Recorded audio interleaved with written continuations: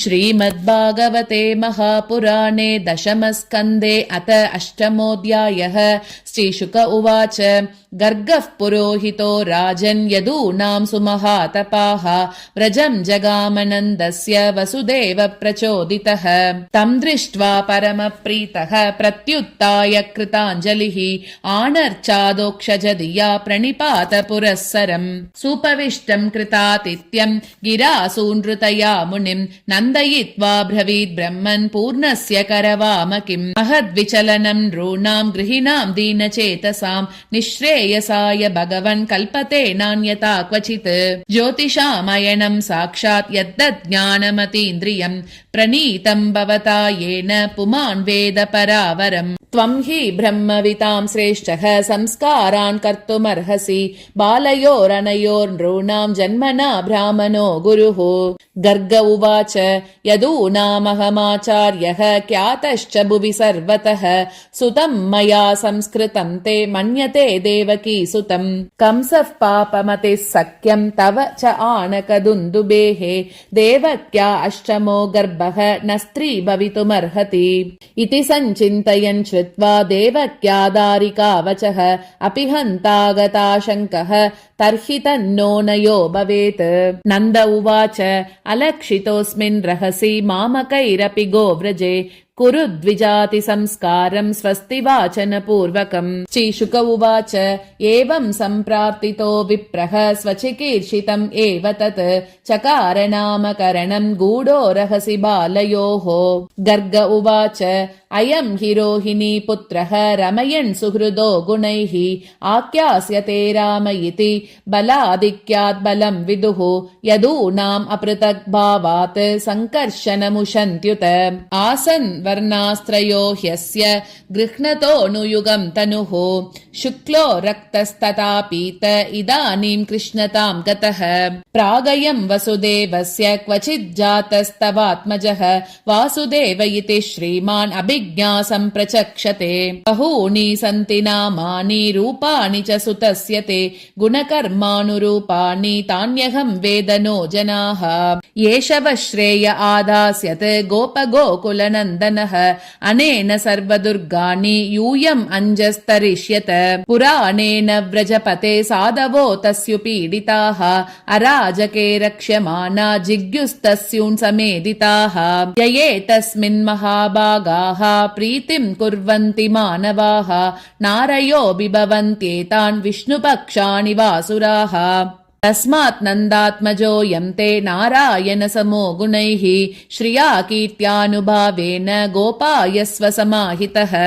इत्यात्मानं समादिश्य गर्गे च स्वगृहं गते नन्दः प्रमुदितो मेने आत्मानं पूर्णमाशिषाम्। कालेन व्रजताल्पेन गोकुले रामकेशवौ जानुभ्यां सह पाणिभ्यां रिङ्गमाणौ विजह्रतुः। तावङ्घ्रियुग्मम् अनुकृष्य सरीसृपन्तौ घोषप्रघोषरुचिरं व्रजकर्दमेषु तन्नादहृष्टमनसौ अनुसृत्य लोकं मुग्धप्रभीतवद् उपेयतुरन्तिमात्रोः। तन्मातरौ निजसुतौ गृणया स्नुवन्त्यौ पङ्गाङ्गरागरुचिरौ उपगुह्य दोर्भ्यां दत्त्वा स्तनं प्रपिबतो स्म मुखं निरीक्ष्य मुग्धस्मिताल्पदशनं ययतुः प्रमोदम्। यर्ह्यङ्गनादर्शनीयकुमारलीलौ अन्तर्व्रजे तदबला प्रगृहीतपुच्छैः वत्सै इतस्तत उभौ अनुगृह्यमानौ प्रेक्षन्त्य उज्जितगृहा जगृषुर्हसन्त्यः। शृङ्ग्यग्निदं श्री असि जलद्विजकण्टकेभ्यः क्रीडापरौ अतिचलौ स्वसुतौ निषेद्धुम् गृह्यानि कर्तुमपि यत्र न तज्जनन्यौ शेकात आपतुरलं मनसो नवस्ताम्। कालेनाल्पेन राजर्षे रामः कृष्णश्च गोकुले अकृष्टजानुभिः पद्भिः विचक्रमतुरञ्जसा। ततस्तु भगवान् कृष्णः वयस्यै व्रजबालकैः सह रामो व्रजस्त्रीणां चिक्रीडे जनयन्मुदम्। कृष्णस्य गोप्यो रुचिरं वीक्ष्य कौमारचापलं शृण्वत्याः किल तन्मातुः इति होचुः समागताः।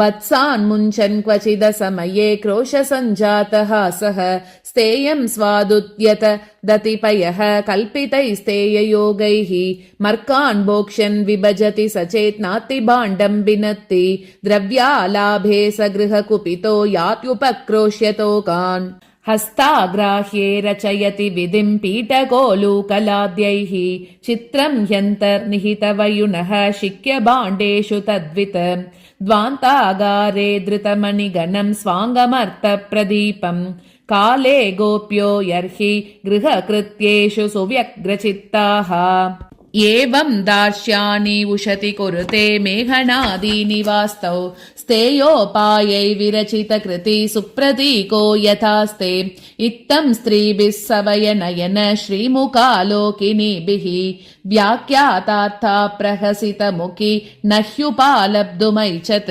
एकदा क्रीडमानास्ते रामाद्या गोपधारकाः कृष्णो मृदं भक्षितवान् इति मात्रे न्यवेदयन् सा गृहीत्वा करे कृष्णम् उपालभ्य हितैक्षिणी यशोदा भयसम्भ्रान्त प्रेक्षणाक्षम् अभाषत कस्मात् मृदम् अदान्तात्मन् भवान् भक्षितवान् रहः वदन्ति तावकाह्येते कुमारास्ते अग्रजोऽप्ययम् श्रीकृष्ण उवाच नाहं भक्षितवानम्ब सर्वे मिथ्याभिशंसिनः यदि सत्यगिरस्तर्हि समक्षं पश्य मे मुखम् यद्येवं तर्हि व्यादेहि इत्युक्तः स भगवान् हरिः व्यादत्त अव्याहतैश्वर्यः क्रीडामनुजबालकः सा तत्र ददृशे विश्वं जगत्स्तास्नोचकं दिशः सादृद्विपाब्धिभूगोलं सवायु अग्नीन्दुतारकम् ज्योतिश्चक्रं जलं तेजः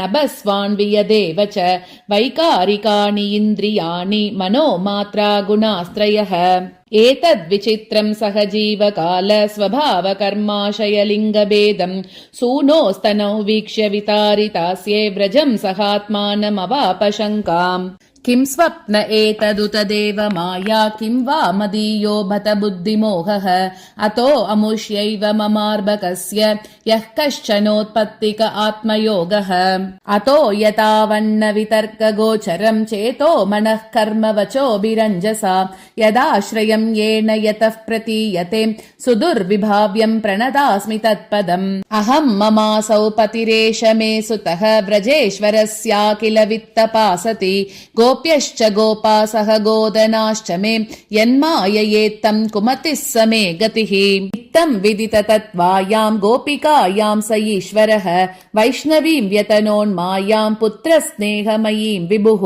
सद्यो नश्च स्मृतिर्गोपी सारोप्य आरोहमात्मजं प्रवृत्तस्नेहकलिल हृदयासीत् यथा पुरा त्रय्या च उपनिषद्भिश्च साङ्ख्ययोगैश्च सात्वतैः उपगीयमानमाहात्म्यं हरिं सामन्यतात्मजम् राजोवाच नन्दः किमकरोत् ब्रह्मन् श्रेय एवं महोदयम् यशोदा च महाभागा पपौ यस्यास्तनं हरिः पितरौ नान्वविन्देताम् कृष्णोदारार्भके हितम् गायन्ति अद्यापि कवयो यल्लोकशमलापहम् श्रीशुक उवाच द्रोणो वसूनां प्रवरः दरया सह भार्यया करिष्यमान आदेशान् ब्रह्मणस्तमुवाचः जातयोर्नौ महादेवे भुवि विश्वेश्वरे हरौ भक्तिः स्यात् परमालोके ययाञ्जो दुर्गतिं तरेत् अस्तु इत्युक्त स भगवान् व्रजे द्रोणो